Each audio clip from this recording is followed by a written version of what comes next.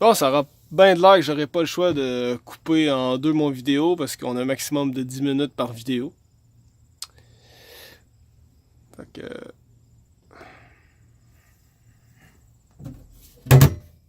Ça ici, ben, c'est le cabinet du frigidaire qui est manquant par contre.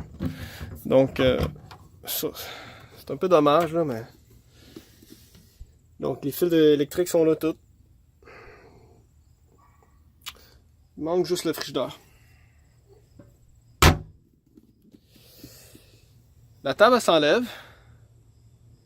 Puis, le lit, ben, dans le fond, il est composé de celui-là et l'autre qu'on vient mettre au centre ici. Ça se rouvre. C'est un beau rangement ici. Bon, il y a encore des coussins là, pour faire le lit. Ça, c'est les baguettes de bois qu'on vient rentrer dans les petits trous qu'on voit là. Oups.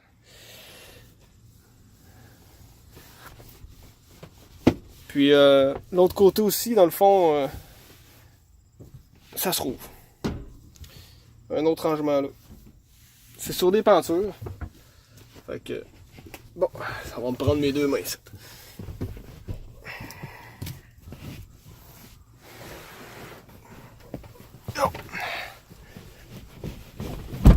Et voilà. Ce qu'on voit ici, les sièges ils tournent 360 degrés. Présentement, ils font face à l'arrière. Mais on peut les tourner pour faire face à l'avant. Oups! Wow, c'était fou ça. Je m'excuse. Donc, c'est ça. Avec la petite braquette ici, on les tourne. Et ça fait face à l'avant.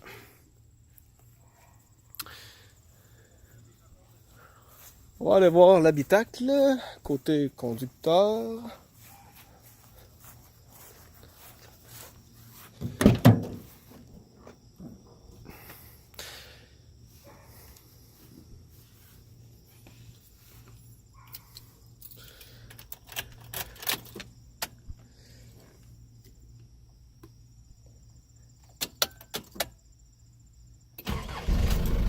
Et voilà, c'est fait.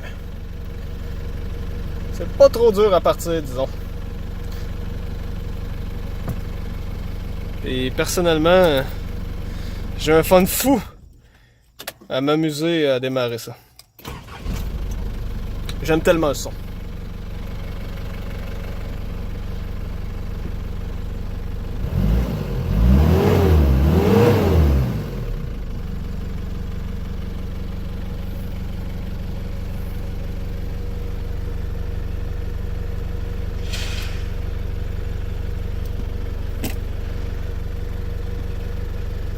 L'air climatisé, elle fonctionne très bien en passant. Très froide.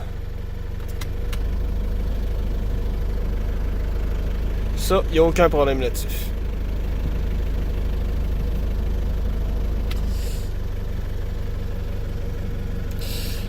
Puis ici, on a... Si je suis capable de zoomer sur ce petit bouton-là. On le voit pas avec le soleil. Attendez un peu, on va changer l'angle.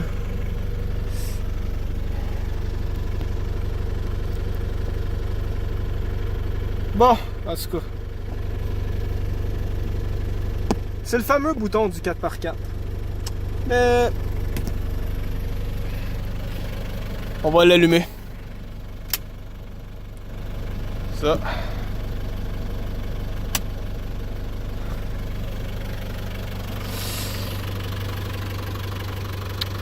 Donc en résumé... OK. Donc en résumé, ben c'est ça, grosso modo, c'est vraiment une vanne incroyable. La condition, écoute, honnêtement, là, si vous venez pas la voir, vous pouvez pas vous imaginer vraiment la condition du véhicule. Parce que vous allez vous en faire une petite idée, mais à partir des photos puis du vidéo, mais vous aurez jamais le vrai feeling que si vous venez la voir. Parce que on peut pas s'imaginer un véhicule de 27 ans aussi clean. C'est juste impossible pour le cerveau. Puis pour ce qui est de l'approvisionnement des pièces, écoute, ça je sais que ça fait peur à bien du monde. Mais oubliez pas une affaire.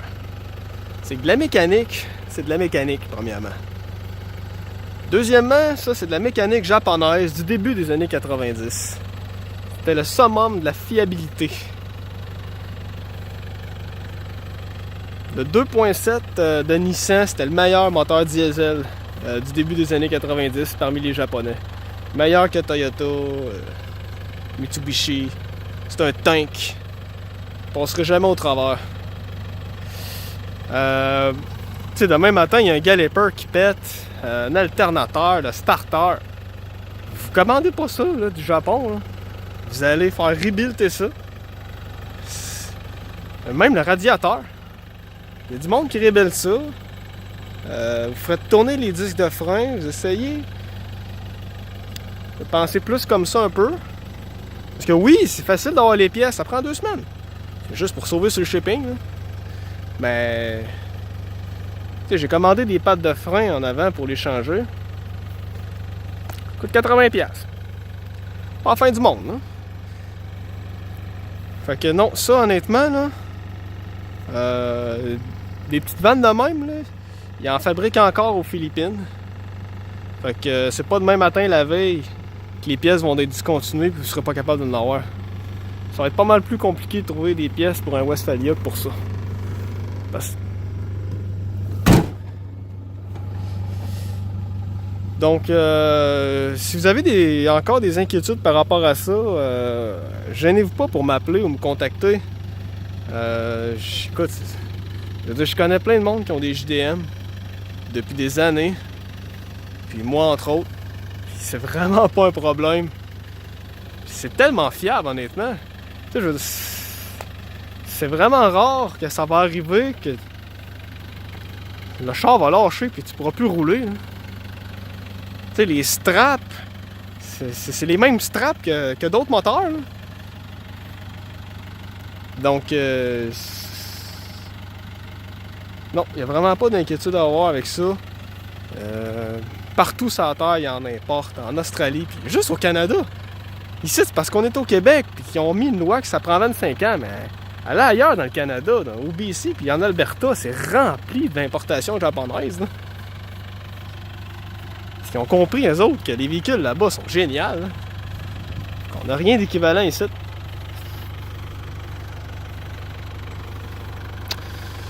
Donc, en gros, ça fait le tour de ce que je voulais vous dire, mais je vous invite, si le véhicule vous intéresse, vous vous dites, hey, c'est vraiment le genre de van que j'aimerais, mais j'ai un peu peur, c'est de l'inconnu. C'est pas fabriqué sur la planète Mars, ça, ces chars-là. C'est fabriqué au Japon, pareil comme votre Toyota Corolla que vous avez dans le cours. Fait que la mécanique de ça, n'importe qui est capable de taponner là-dessus. À moi. Comme je vous dis, les pièces, si jamais vous avez vraiment besoin de faire venir la pièce parce qu'elle se trouve pas ici ou vous ne pouvez pas la faire réhabiliter, c'est 2 semaines. On est en 2018, là. C'est facile de commander. Là. C'est pas des sites écran japonais, là. C'est tout en anglais. On cherche par le nom de modèle ou numéro de série, comme on cherche sur Rokoto. Même affaire. Donc, laissez-vous pas impressionner par ça. Vous allez passer à côté d'une vanne incroyable. Venez l'essayer. C'est sûr que s'il y a quelqu'un qui vient ici, puis qui financièrement, je veux dire, il y a les moyens d'acheter le char, là, et il repart avec. Ça, il n'y a même pas de doute, là, je veux dire. Alors voilà. N'hésitez pas à m'appeler ou à m'écrire si vous avez des questions. Salut!